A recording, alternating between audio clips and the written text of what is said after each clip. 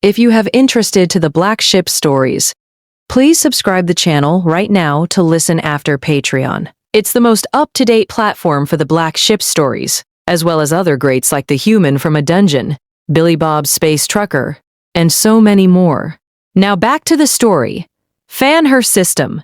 Wyatt felt the anger at the pit of his stomach rage, but the fire that burned wasn't the same as when Casimir Khan, pressed by Felicity Cintor, proclaimed what the fate of his friends and everyone aboard the Noir Navio would be back on Hastrung. That consuming anger was contained, malleable. It didn't blind him into a narrow path of action. Rather, it engulfed him with that familiar focus that he could only find amidst battle. That split moment where the choice to evade or kill was dictated.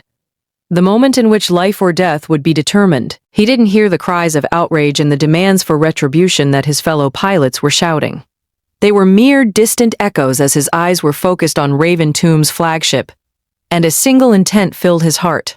Yet, setting his desires aside, his mind clung to his current mission and the orders given to him. What is he planning? Is he just trying to taunt us? Somehow break our morale and cohesion? What am I not seeing? He asked himself as he desperately tried to place himself in Esket's mindset. Computer, replay the transmission, he ordered, and the AI complied. But this time, he paid closer attention to everything Raven Tomb did and said, no matter how trivial. He was halfway through the transmission when he received a priority request from Clara. He paused the transmission and accepted the connection, not surprised by the fact that Cynthia's signal was also present. I hope this is about an order to kill Raven Tomb at the first opportunity that presents itself, Clara. Wouldn't you agree, Cynthia? He asked in a mostly serious tone, but with an edge of familiarity and trust to it. Oh, this is surprising, Clara began, her tone denoting surprise and relief to a lesser degree. We were certain you'd jump into the fires of battle and do something reckless once again, Wyatt. I was ready to convince Clara from ordering you to stand down. Had you planned on doing something like that again? Added Cynthia, her tone more calm but sharing that same relief. Although I agree with your hopeful petition to see that craven ignoramus, insolent so-called pirate lord's head mounted on a pike, I will be most delighted to have my princess reconsider her previous decision. Your delight has been denied, Clara replied, her voice shifting to seriousness. Tell me, my knight Banneret, have you witnessed a glimpse of Raven Tomb's path forward within your mind? Wyatt let out a sordid chuckle. If you're asking if I know what he's planning, then the answer is no, he replied, frowning. Yet you've managed to counter his delaying stratagem and sent Redford onward on the hunt. Surely a glimpse is attainable, Cynthia asked in a matching, serious tone. One time doesn't mean anything. I was just lucky to see it because that's what I would have done in his place, Wyatt replied, checking the tactical display out of reflex. The second formation was being overwhelmed, yet they were putting up a fight, as evidenced by 2 pirate frigates being crippled. He clenched his teeth tightly for a moment. I don't think I'll be able to counter Raven Tomb, Clara. Something doesn't feel right about this. Clara hummed deeply in understanding. He has proven himself to be more than a clever weasel and a charlatan. He poses a danger that could threaten a large portion of the principality if left unchecked. Wyatt scoffed. The thought that such an action would have ended his life for insulting a royal or the principality at large barely over half a year ago ran across his mind. But it didn't carry that same dread anymore. He's been a threat for decades, and the only one actively trying to do something about it is a traitor who opposes the rightful claim of the prince. What will it take for the great houses, the Council of Nobles, and the Royal Navy to act? Wait until their systems are overrun and the pirates are at the doorstep of their palaces and mansions, he spat angrily. Now you've experienced a fraction of the devastating, soul-crushing frustration that plagued my father. So Wyatt, the rot that has carved out the heart of my dear uncle and that of so many others, do not believe that your opinion falls upon deaf ears. Many wish to bring action, but those who do not are many more for their own personal, vain, selfish reasons, said the princess with venom coating her words, but never directed at the pilot. The pompous, the arrogant, and the self-serving wish for nothing more than to carry out their legacies without risking their power. As such, more so than anything else, The status quo is to be preserved, so they can continue playing their games on the board and under the table, added Cynthia, sharing her best friend's eye. They will fight if it is necessary, most of them anyway, but only when that necessity is punching them in the face, and not a moment sooner. Countless innocent lives have been lost. A system is being sieged, a planet under attack, important data cores are at risk. All because of blue blood pride. Why is it that their thirst and blind obsession for honor and glory are only truly present when they are in front of them? If they want it so much, why don't they go after it? Wyatt asked, a measure of that same venom also present in his words. Because those who try are shunned by those who perceive such a rapid ascension as a threat and an insult.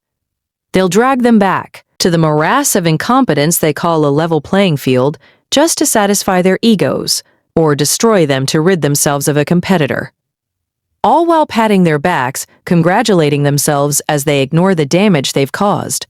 House Winfield extends its hand in camaraderie and understanding to you, Wyatt. Cynthia replied, her tone firm yet tired at the same time. House Winfield does what it can alongside Houses Valto and Kalan, relying on agents and lone wolves, those who actually carry out their duties to act as our primary eyes and ears. Clearly, it is nowhere near enough. Cynthia is painfully right. Your vision isn't incorrect, Wyatt. Yet the answer isn't as simple either. The same rote that chokes our throats holds others at bay, maintaining the balance. It is a slow system yet, but one that is reliable for those with the power to uphold it. Then, again, I will be the first to admit, I wish to see it move forward. By Julius, I desire it so. She sighed deeply. Wyatt listened closely to his friends and felt a headache coming on. Then what value does loyalty have in their minds? A fancy word they can wave around as they puff their chest like a click owl during mating season. He asked, not truly expecting an answer he already suspected. The silence only confirmed it. I hated blue blood dudes for lording themselves over commoners all the time, for the fact that their lives are more valuable than those of their subjects. I even envied them for all the things they can do and achieve. And now, that hatred has only increased. Cynthia finished his line of thought. It doesn't matter in the end, Wyatt replied, shaking his head slowly. My personal feelings and opinions won't change the fact that Raven Tomb and his pirate ilk are here right now. Clara, if he wins, will he try to conquer principality-claimed systems? Conquest? The princess said, the word with amusement. Whilst I do not put such ambitions past Raven Tomb's possible desires, I doubt that is his intended goal. He has proven himself a brilliant man capable of great feats, terrible ones, but great in their own right. Only a blind simpleton, or a self-deluded, half-witted troglodyte would claim otherwise. Esquita Dante is a pirate lord, a fact we can't overlook. He has a small empire of 12 systems. Yet, although our available information is dismal, we can infer that no matter how many worlds are at his disposal and how many lives operate under his iron-fisted rule, he is no statesman, administrator, or politician. He governs over a society largely ruled by a tyrannical form of critocracy, the rulership of the strongest and the ruthless. The princess hummed softly, almost amused. In that he excels at, coupled with what I can only determine to be a twisted, revolting form of charisma. Wyatt raised an eyebrow in confusion. Are you saying that he may try to conquer systems and worlds, but won't? Clara let out a short sound, something between a hum and a giggle. Do you recall Gusan Race Day and his Great Revolution? What did their successful uprising bring? The changes they implemented, and their consequences. How could I not? Wyatt replied, thinking back on his barony new town and the people living in it. While he hadn't gone in depth over Higo's history, his talks with Elizabeth and her father, Tornell, were enough to make it clear to him just how much pain that so-called Great Revolution had brought, led by a madman and his loyal, deluded followers. Where they failed, Raven Tomb obtained through his own strength and manations.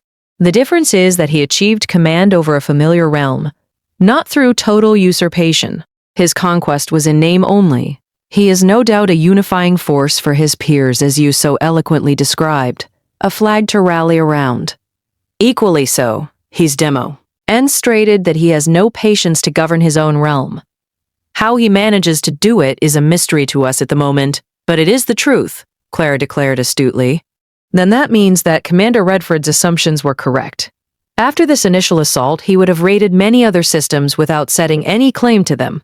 Pillage, burn, and take everything of value to them, be it things or lives. Wyatt offered with revulsion. What is the difference between a Drazen and pirates at this point? They plunder and feast upon their victims in their own ways, yet the end result is the same, he thought with hateful intent. Conquest is dull and simple by nature. Anyone can do it. From the dawn of human history to the first time our ancestors picked up a stick to beat their rival over the head or throw a rock. The result was the same. To take what belonged to another, Cynthia began. To take and hold what belonged to others. Only the right of conquest is universal. It cares not for rules or titles or blood. The authority of violence is unmatched. The only worthwhile difference is not who uses, but how.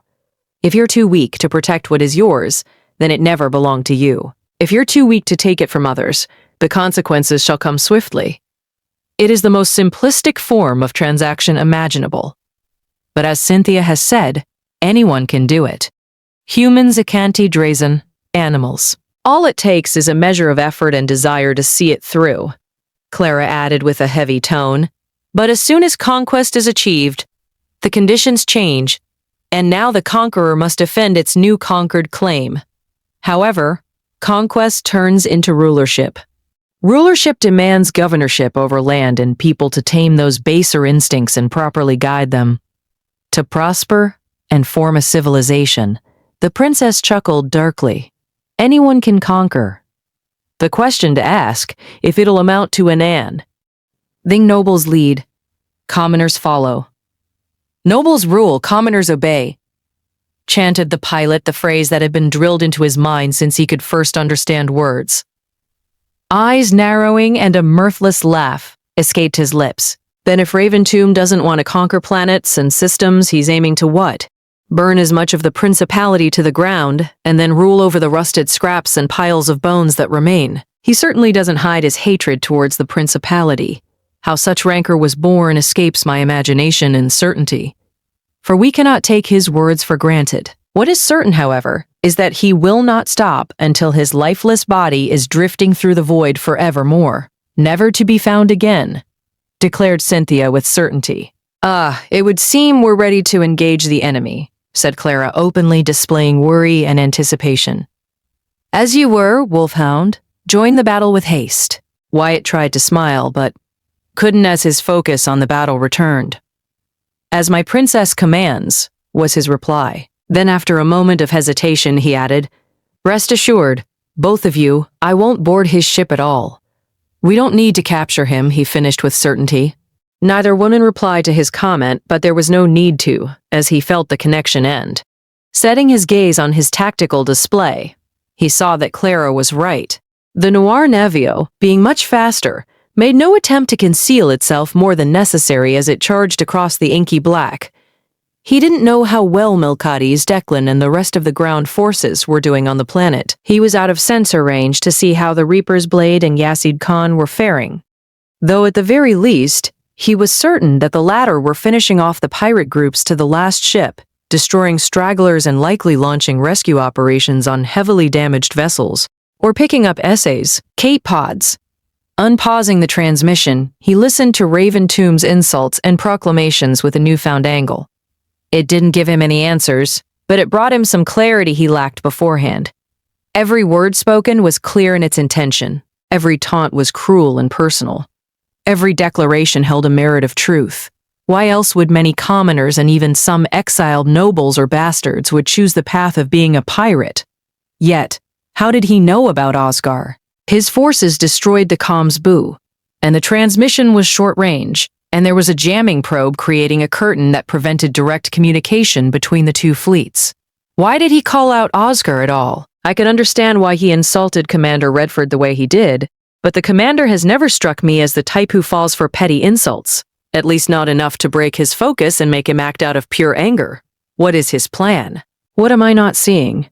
Wyatt thought, trying to unravel the web before him with little success. He watched the transmission again from start to finish, splitting his attention between it and the ongoing battle on the second formation.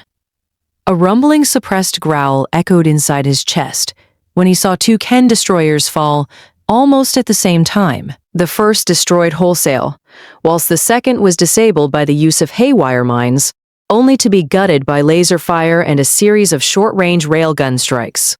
The pirates lost a frigate and a freighter, and in a surprising move, nearly 200 of their small craft were disabled by the detonation of a torpedo at near point-blank range of the Ken heavy destroyer. They were buying as much time as possible however they could. He also noticed that a large group of small craft, around 350 strong, had disengaged from the main battle and were seemingly running away to empty space. It only took him a moment to deduce what their true intentions were. Wordlessly, he input new coordinates that would take them off course from a direct path to the Noir Navio, turning themselves into a vanguard escort. The new vector would set them on a wider arc that would intercept the pirates' small craft when they turned to attack the Noir Navio. Satisfied, he sent everyone the new coordinates as he was the first to alter course, soon followed by the remaining 95 pilots. Mueller's communication request came a few seconds later. Accepting it, the man's voice came through. Persistent parasites, aren't they? Shouldn't we try to face them head-on, Wyatt? They must be running low on ammunition, and I doubt they have many missiles left. Surely fewer than us.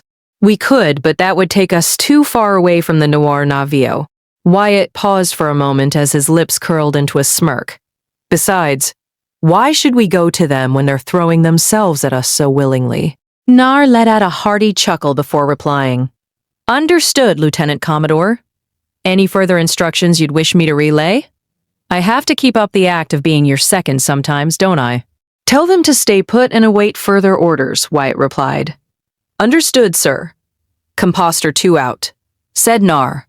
As their travel continued, it didn't take long for the pirates' small craft to abruptly change direction, now heading directly toward the Noir Navio. Simultaneously, the 6 escorts of Raventomb's flagships, 3 corvettes, and 3 frigates launched missiles and fired their railguns. The Noir Navio began evasive maneuvers, using its directional thrusters to dodge the incoming railgun shots. He saw the flares of its own railgun turrets in retaliation as it advanced.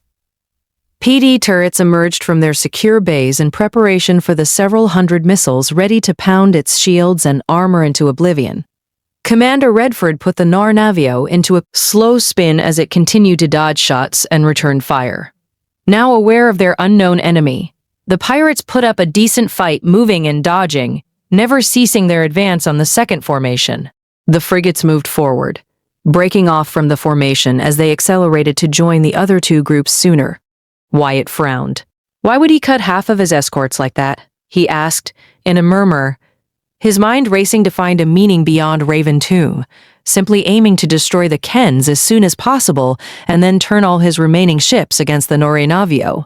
As he pondered it, he saw the missiles almost upon the Navio, its PD turrets open fire in all directions.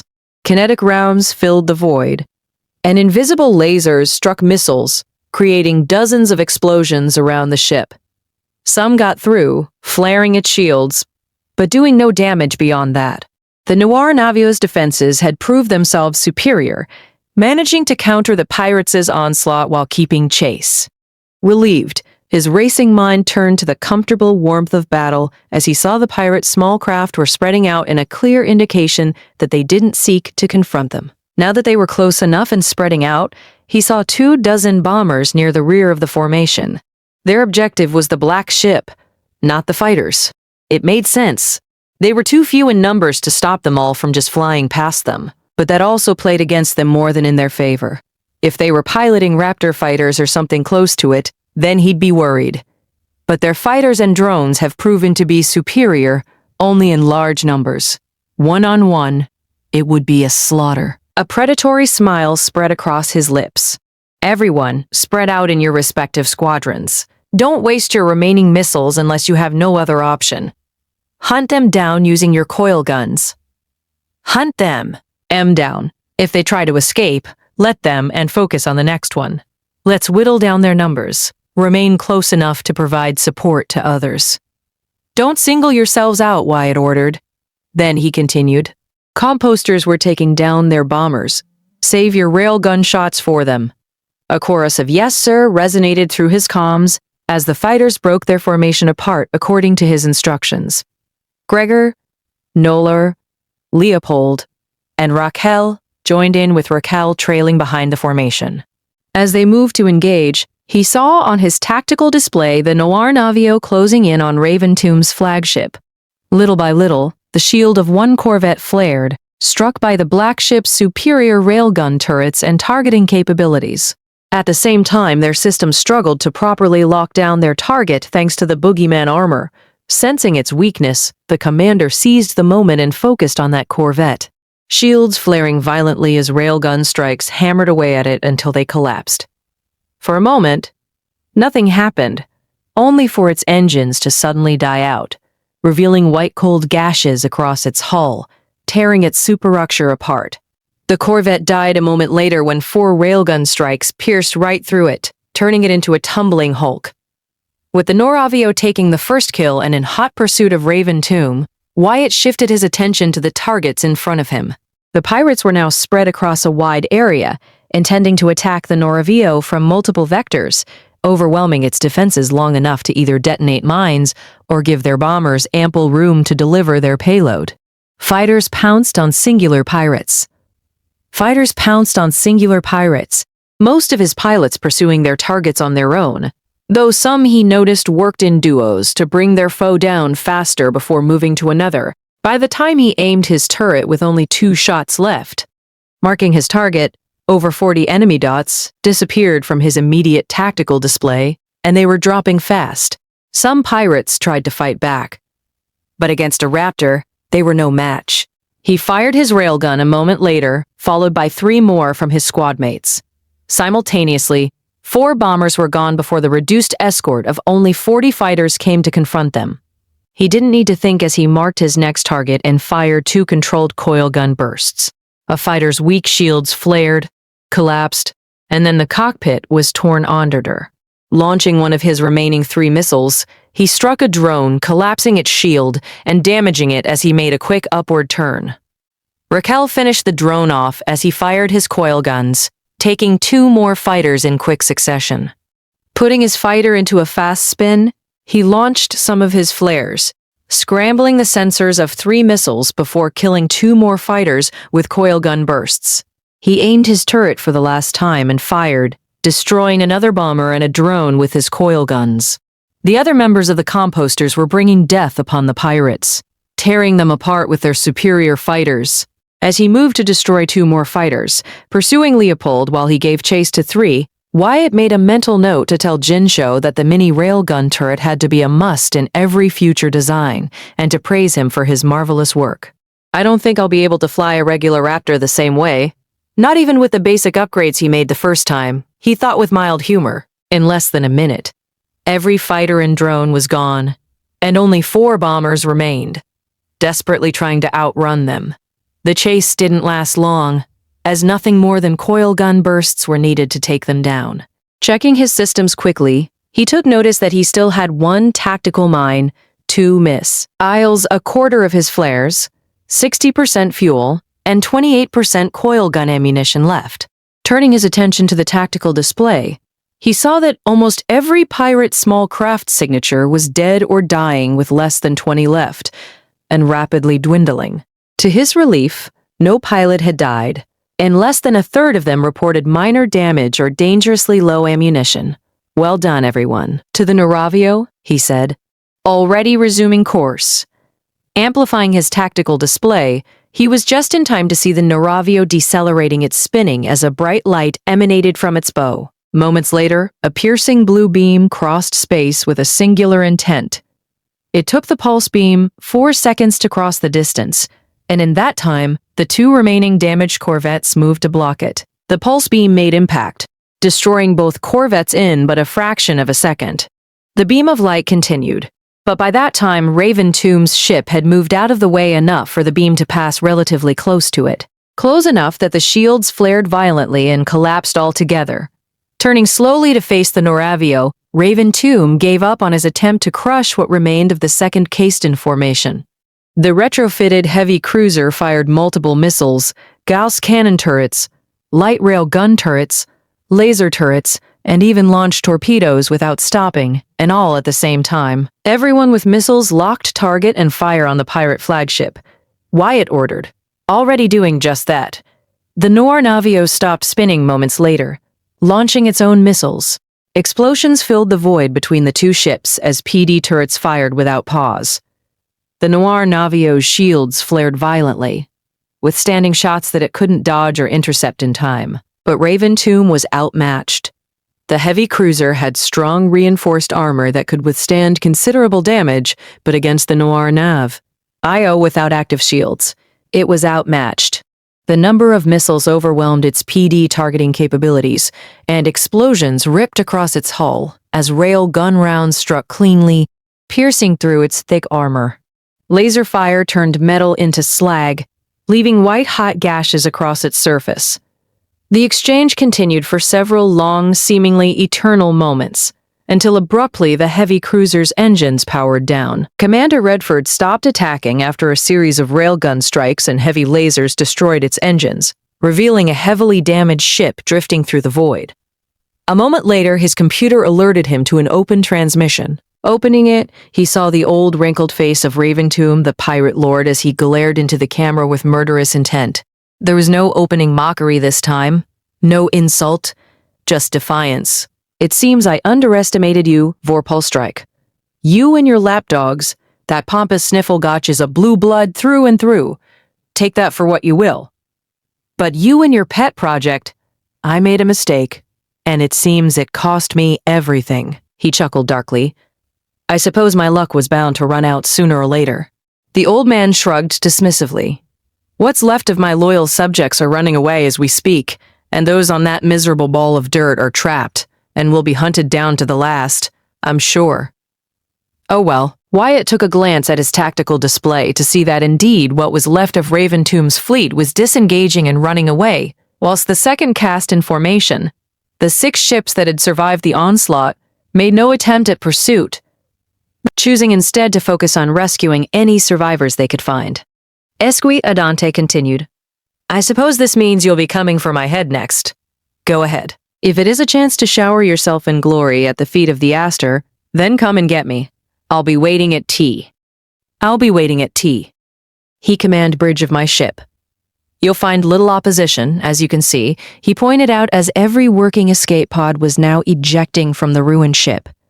Come for me, Vorpal. I challenge you to a duel, as you nobles so love. No tricks, no tricks, no tricks, attached, or how about you, princess? Why don't you send out a champion to face me?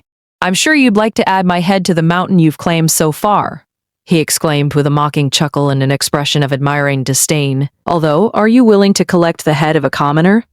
I've killed dozens, hundreds of nobles throughout my life, but you've claimed so many more than me. Perhaps I misjudged you, princess. Or should I call you by what you truly are, Reaper? Suddenly, he clapped his hands together before walking over to the seat he was using before. Reaching behind it, he pulled out a deactivated plasma sword. My challenge had been issued. Come if you wish to claim my head. Ticks of the Raven. Wyatt stared at the screen as it turned black. Closing his eyes for a moment, he took in a deep breath, exhaled, then accelerated and fired up his afterburners. Struggling to open his eyes as the strain was becoming painful, he aimed directly at Raven Tomb's flagship, more precisely at a huge gap that led to the cruiser's still active reactor. Activating his tactical mind, he unlocked the magnet seal. At the same time, he made a hard turn that nearly made him pass out, and a dribble of blood ran down his nose. As he moved away from the cruiser, the tactical mind swirled through space until it entered through the gap Wade had aimed for. The explosion came a second later. Then the heavy cruiser's reactor collapsed, turning into a short-lived star. Turning his fighter around for a deceleration, the strain diminished quickly enough to let him admire the fading ball of superheated plasma on his view car. A second later, Redford's voice rang in his head as a connection was made. What were you thinking, Wyatt? Redford asked, astonished. Wyatt groaned. "There's his duel." "I win," he replied, and the commander was left speechless for a moment. Yet, as he stared at the view screen, Wyatt frowned. Victory was theirs.